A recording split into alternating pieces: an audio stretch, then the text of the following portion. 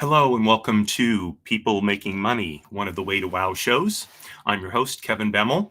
And normally we're here at 10 a.m. Pacific time, but due to scheduling conflict, I'm broadcasting early today. It's 9 a.m. here on the West Coast, and of course, that makes it noon on the East Coast. Hopefully, you're able to join me in any event. And we talk about how to gain business and professional success and build wealth. So, all of those, it's a fairly broad based topic, hopefully, one that has helped you along your path to success. So, today I'm going to talk about changes in retirement account legislation or rules, I should say. And excuse me, about I don't know, week and a half ago or so, I read an article in the Wall Street Journal by a writer named Leonard Sloan. I thought I would mention his name because it was very well done. Um, for those of you who are not Wall Street Journal subscribers like me, well, so all I can say is it's a well written newspaper, especially if you're interested in the business world and in professional success and in what's happening with the economy. So I tend to read the business section more thoroughly than the news section, and it really keeps me up to date on various industries. By the way, I have no interest in the Wall Street Journal or its parent company or anything. I'm just a long time subscriber to it. And so I thought I would mention that. And also Mr. Sloan, who wrote this article. And he's one of many excellent writers who chime in on all kinds of topics relevant to our lives. So um, the about a year and a half ago, Congress passed something called the Secure 2.0 Act, and it made a number of changes to how retirement accounts work. First of all, and I'm not going to talk about this, this is kind of a different subject and one that candidly I don't have a lot of familiarity with, but it created a number of incentives, especially for small companies, to create retirement plans, 401k plans for their employees. And those plans include things like tax credits or rebates for things like the fees for maintaining those plans. I think there's some tax credits for offering matching funds to your employees. Now they don't go on forever. I think they go for 3 years, as I recall. But if you have a small company without a pension plan, or even if you do have a pension plan, I encourage you to get in touch with either your plan operator, if it's an existing plan, or your plan domicile, or someone who can help you look at creating a plan, because these tax incentives are quite generous. And look, these days where unless you work for a government entity or possibly a union, where you might still have a defined benefit pension, really the future of retirement savings is in defined contribution savings, IRAs, 401ks, etc. And so having that benefit for your employees as well as for yourself could potentially give you a competitive edge. So I know I'm looking at a plan for one of my clients, and I think we're going to move forward with that. So it's been an interesting process, learning about these. But the rules I'm going to talk about really relate more to us as individuals. Some of the things that we might want to take a look at in our own retirement savings, how we handle it, how both in the accumulation as well as in the I don't know, dissipation stage, the use stage, whatever you want to call it. And I'm just going to go through a few of them so you can get an idea. Most of the changes are for our benefit. Some, less so. I think there was probably some sense of trade-off in, okay, so these are likely to lead to less tax revenue, to the IRS, and these other things could potentially increase the revenue. And so I think there may have been an attempt to make the bill somewhat revenue neutral. Although overall, I haven't seen the projections, but overall, it sure looks to me like this is going to decrease tax revenue. So first of all, I just want to take, I've talked about this in a previous show, and I will look that show up and put a link to it in the show notes for those of you who haven't seen it. But there's basically two types of retirement vehicles, each of which have sort of two iterations. So there are IRAs and there are 401ks. IRA is an individual retirement account.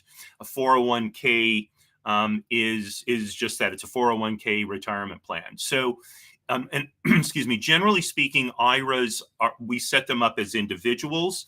401ks, generally speaking, are company sponsored plans. Now, there are traditional versions of these, and there are what are called Roth versions. And the main difference between those is a traditional plan.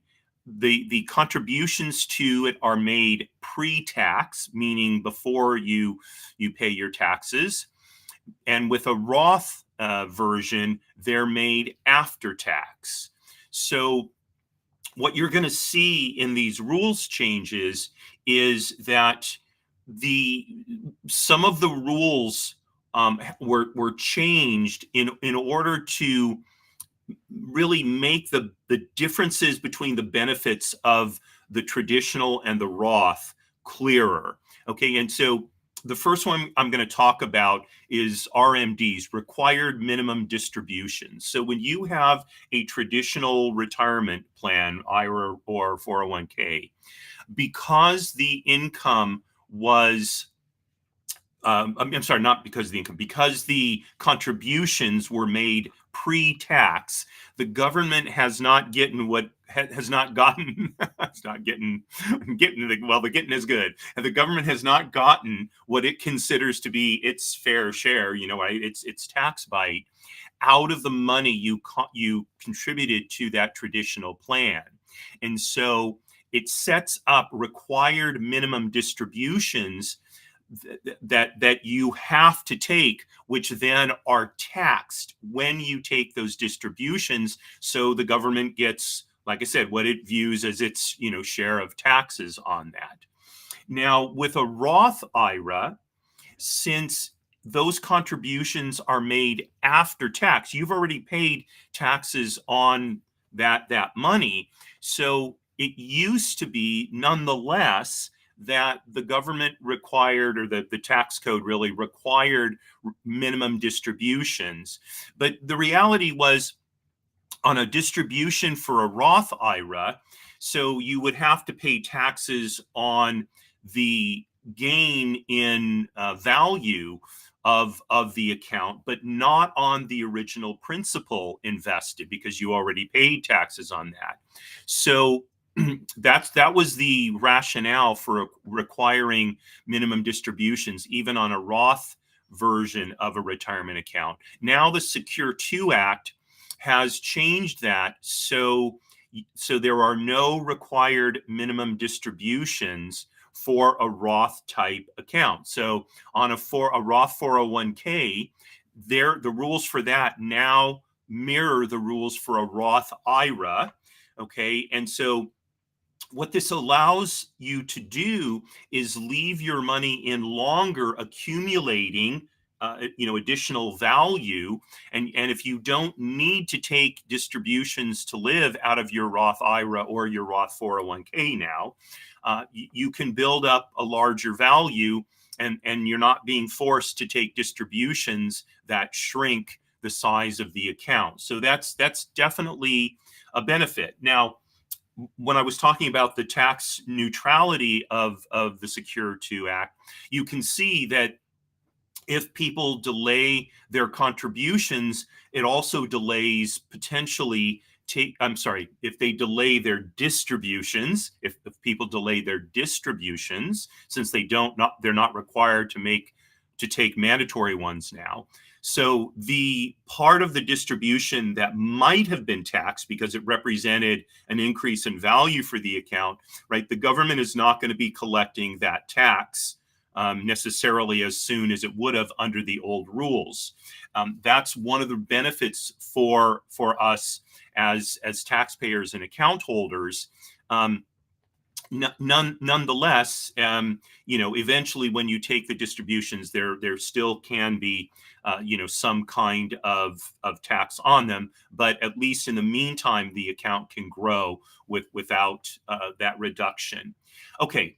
Next there's something called catch-up contributions.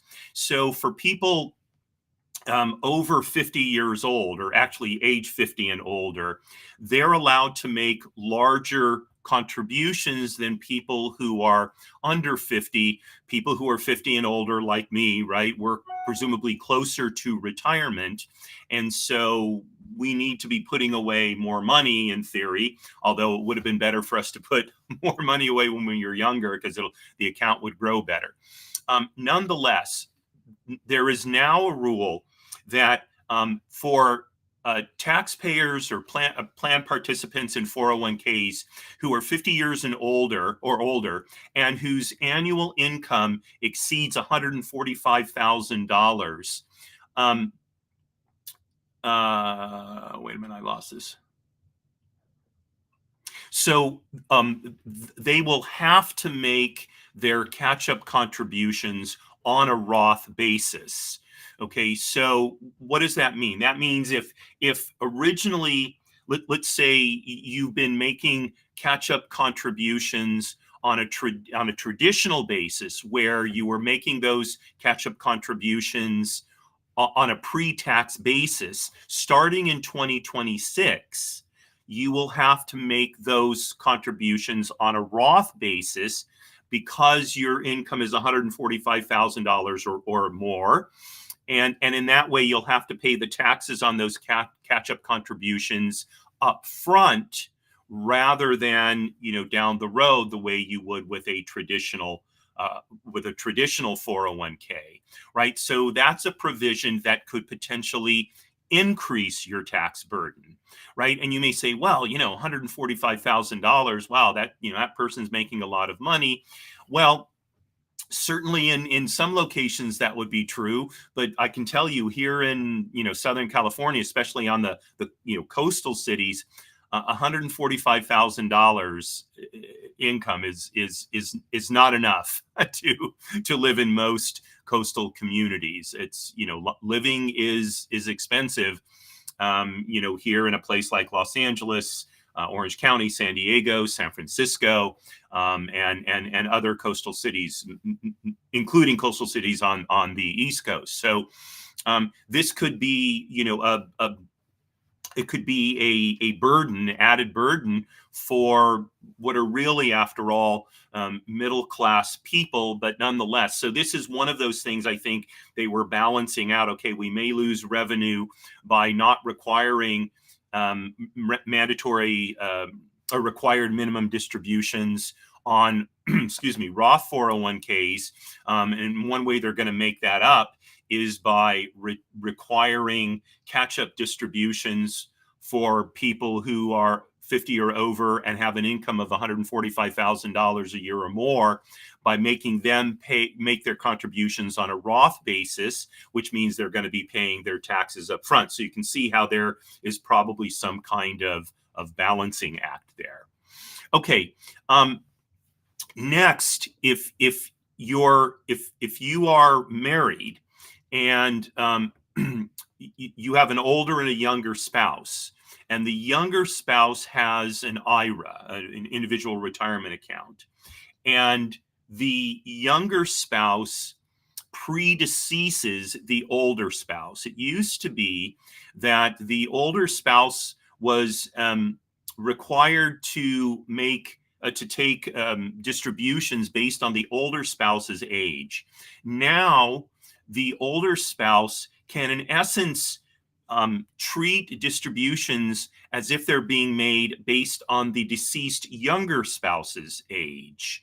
Okay, and that can be a benefit because as you get older, the required minimum distributions get larger because the time that you have to take them in gets shorter.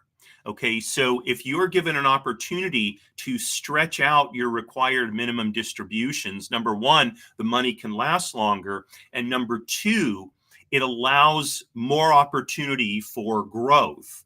Okay, so this can be very important in having a more sustainable retirement income.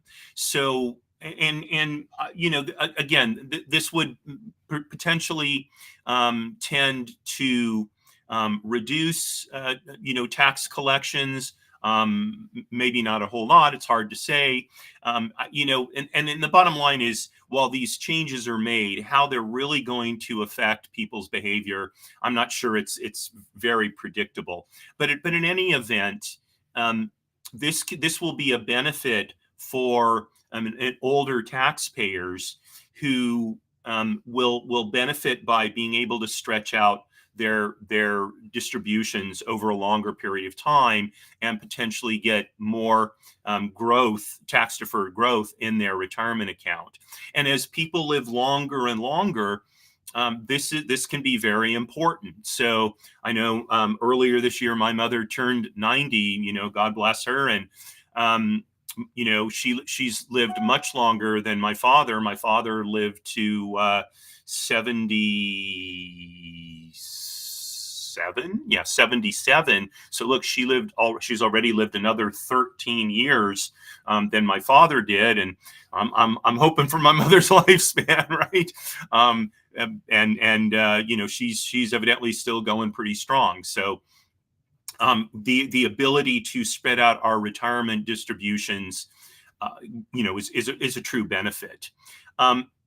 Okay, next, the penalty is reduced if you miss taking required minimum distributions. So starting last year, 2023, the penalty for missing a required minimum distribution was reduced from 50% to 25%. So let's say you had a $10,000 required minimum distribution that you didn't take.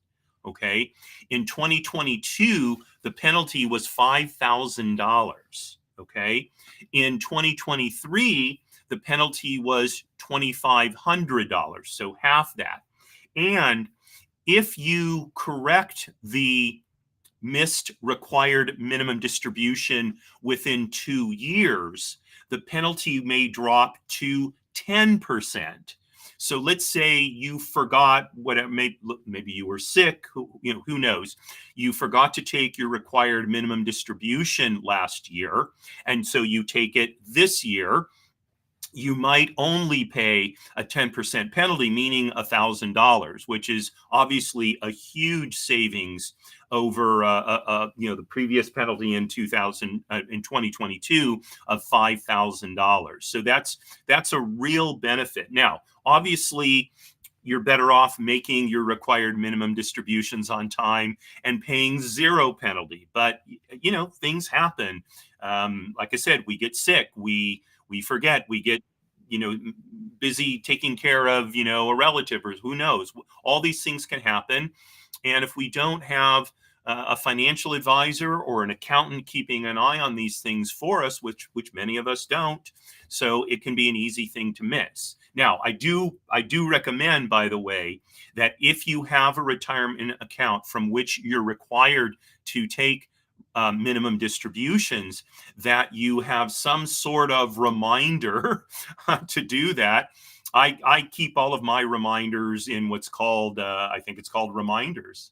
Yes, it's a it's an Apple program. It's really nice way to organize them. I've talked about it before, but there's lots and lots of apps out there to use to remind us to do things. But nonetheless, I think the important thing is that we schedule and do take those required distributions. Now, again, that only applies to a traditional IRA or a traditional 401k, because as I mentioned at the beginning, Roth IRAs and now Roth 401ks no longer require minimum distributions. So you don't have to worry about that.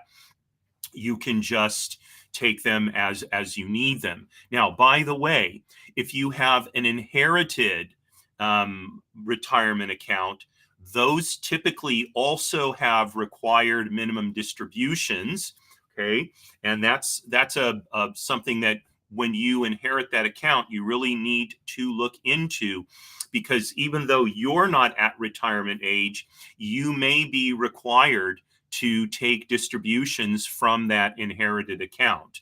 So make sure that you check that out and do the right things so you don't get hit with penalties. Okay, next, it used to be that if you missed a required minimum distribution, there was no statute of limitations for the penalties, and in essence, they could go on indefinitely. Now, the Secure 2 Act, interest and penalties for missed RMDs have a 3-year statute of limitations. So if like if you missed a required minimum distribution in 2022, you would pay the $5,000 penalty plus interest each year that the distribution wasn't taken. Now it's 2024, we'll say. So if you don't take a required minimum distribution this year, if you take it within 2 years, you will pay a 10% penalty. Let's say you take it after 2 years. So you'll pay a 10% penalty plus, whatever, a year plus of interest. If you take it after 3 years, you'll pay 25% penalty plus, 2+ years of interest.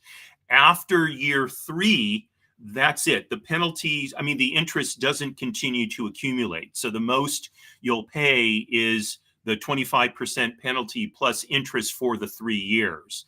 So again, that's a benefit for taxpayers. Now, just like I was saying before, obviously you don't want to pay penalties and interest for missed required minimum distributions. But if you do, for whatever, if you end up having to do so for whatever reason, this at least limits your damage, so that it doesn't keep accumulating on and on and on, and really start defraying either the value of the account, or at least your other sources of wealth, if you will, or other sources of savings.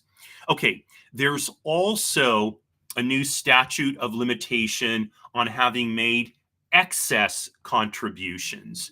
So right now, the maximum contribution that can be made to a retirement account for someone under 50 is $7,000.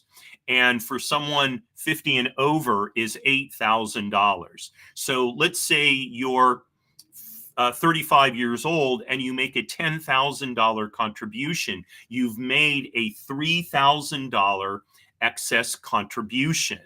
So you would pay a 6% penalty on that for having made the higher contribution, again, plus interest until you fix the problem. And that used to just go on essentially until the problem was corrected. Now there is a 6-year statute of limitations. So just, similar to the issue we were just talking about, instead of potentially, like let's say you made that $3,000 excess contribution, not realizing you've done it, and 10 years later, your financial advisor is reviewing your account, and they say, hey, do you know back 10 years ago you made a $3,000 excess contribution? you're not allowed to do that. You're going to have to pay penalties and interest for 10 years. Okay, now the most you can be held responsible for is the penalty plus 6 years interest. So it does shrink the expense of making that kind of mistake. Okay. Next is there's something called a SEP and a simple IRA. These are so a SEP is a self-employment plan, basically, and these are a small employer plan. I mean, these are retirement plans for small businesses. Oftentimes, they're used by people who are, so-called solo entrepreneurs, right? And they'll set up a SEP IRA or a simple IRA as their retirement plan. Okay, so it used to be that contributions. Wait, let me make sure I'm explaining this correctly to you. So contribution to a SEP is made only by your employer, and contributions to a simple IRA can be made by both you and your employer. So if you're working for a small business, the thing is now Roth contributions can be made to those accounts. So in addition to making pre-tax contributions, you can make post-tax contributions. Now, why would you do that? Well, because it may just be more beneficial for you overall to go ahead and pay. Maybe you're at a lower tax bracket now than you will be down the road when you retire. People think of when we retire, we're going to be in a lower tax bracket. That's not necessarily the case. Okay, so it can be that right now we're at a lower tax bracket, and so we're better off paying the taxes now than we would be when we retire. That's something for you to discuss with your accountant or with your financial advisor. Is it better to make contributions on a pre or post tax basis? Okay, and analyze that. But that's definitely a question you want to ask. But now, at least with SEPs and simple IRAs, you have that option as well. And then finally, now under the Secure 2 Act, employers can make matches on a Roth basis. So again, this all comes down to which is more beneficial for you from a tax standpoint, making pre-tax contributions or post-tax contributions to your retirement account. But it used to be that employers had to make matching contributions on a pre-tax basis. Now they can make them on an after-tax basis as well. And so there's additional flexibility, okay? And that gives us more choices, which means that we can better plan based on our current and projected future circumstances. So again, you can see in some of these, they're going to decrease potential revenue to the government to our benefit. In other cases, looks like they'll increase tax revenue to the government, which is to our detriment. There seems to be a balancing here in the Secure 2 Act, but overall, it appears to me that things like penalties and interest for having made mistakes are potentially reduced, or at least there's a statute of limitations now, so they don't go on forever and ever and ever. That's number one. And number two, there's more flexibility. We have more flexibility on how to deal with both the accumulation phase of our retirement plans as well as the distribution phase of our retirement plans. What does that mean? Well, what it means is we need to get good advice. So unless you as an individual really have a high degree of knowledge in this area, I recommend you seek out a financial advisor and or an accountant who can help you make these decisions. Okay, in many cases, that advice will cost you little, maybe nothing, depending on who where your account is domiciled. So you take advantage of that advice.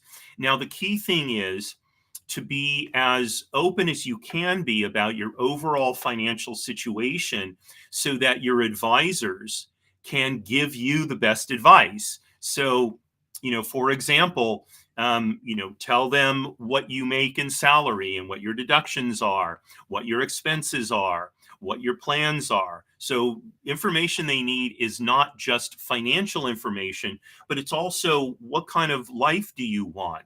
What kind of plans do you have for the future? Do you want to retire where you're at? Do you want to move somewhere else? Are you looking to shrink your living quarters when you retire? Are you looking to expand them because you're planning on having the kids and the grandkids or whatever it's going to be? All of these things are important factors to examine as you do your retirement planning. And so the more information you can give your advisors, the better the advice will potentially be. Now, if you have an advisor who's not asking you a lot of questions, okay, so then I would encourage you to consider talking to other advisors. The most important quality of an advisor, after being honest, is that they be, shall we say, curious about you, your finances, your lifestyle, what kind of issues there are for you, so that they can be as thorough as possible in looking at your situation, researching options, and explaining those to you. In the final analysis, a financial advisor is really an educator, and you'll see, if you haven't already, that quite a number of financial advisors, it seems, have come from the education world. So I have a friend, for example, longstanding friend, she was a teacher for many, many years. Now she's one of the top real estate agents here in the greater Los Angeles area. I'll say her name. I'll give her a plug. Sarah Dembski. She's been a guest on my show, I think, a couple of times. And I think one of the benefits of having Sarah as your agent is she has this educational background. So when you're going through the purchase of a home, right, Sarah can help you understand it. And that's important because these are big decisions. They can have tremendous consequences to our lives. And so we want someone who's very focused on making sure that we understand what we're doing. So it's all good and well. What my purpose in going through these changes wasn't to bring you up to date on every single thing in the Secure 2 Act, because it's much too broad for me to do that. What I did is I hit the highlights on some of the issues that Leonard Sloan raised in his article, because I thought he really picked out some important ones.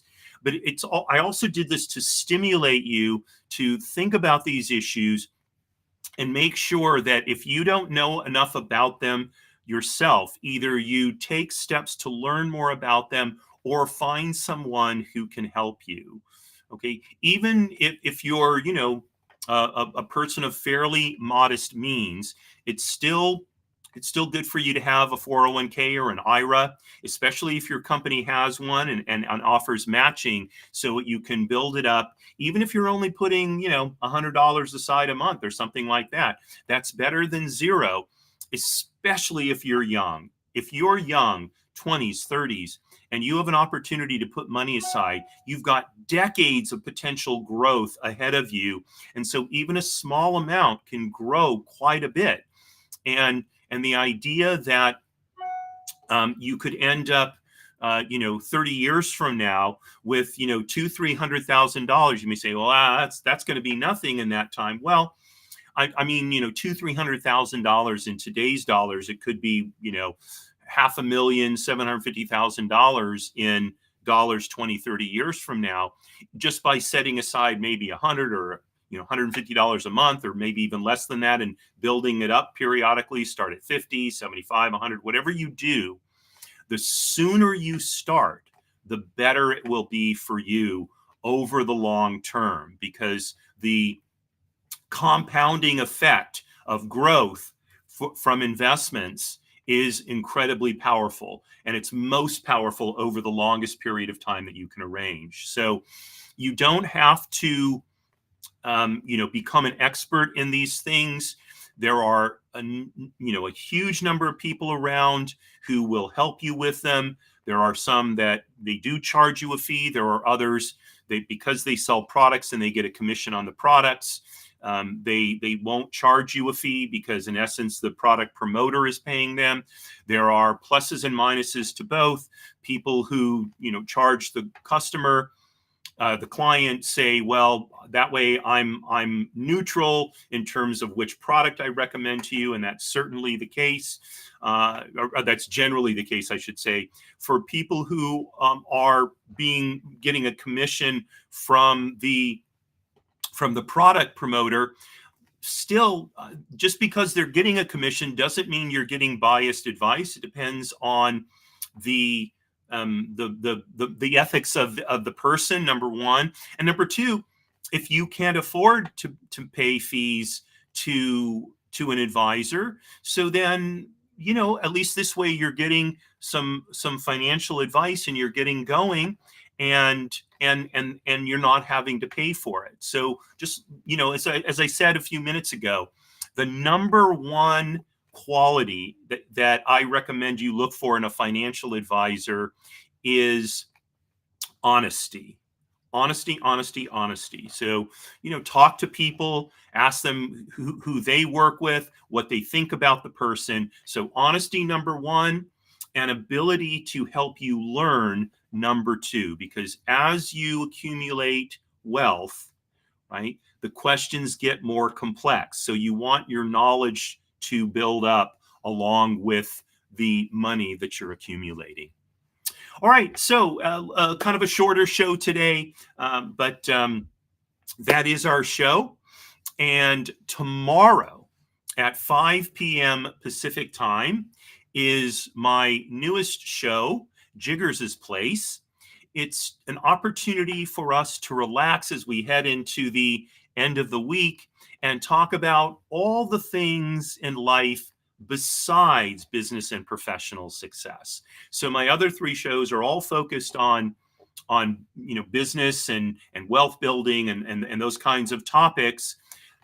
In Jiggers' Place, I make a cocktail, we sit back, we relax, and we talk about bigger issues, potentially more important issues. So tomorrow at 5 p.m. Pacific, I'm going to be talking about what are the qualities that exemplify a man.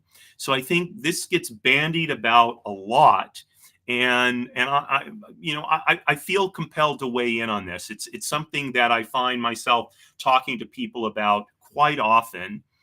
And I think it's something we as a society really need to think about. So do join me for a cocktail and a chat tomorrow. Again, 5 p.m. Pacific time, 8 p.m. Eastern, and of course an hour in for Central and Mountain time. So thank you very much for joining me today. Wishing you and of course, I should mention before, as always, starting Monday at 10 a.m. next week is Trust and Estates Weekly.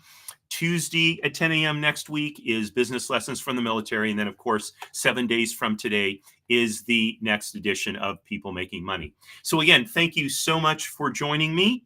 Wishing you a wonderful rest of the day. And signing off, Marie, darling, you are my belle. Courage at all times, my friend.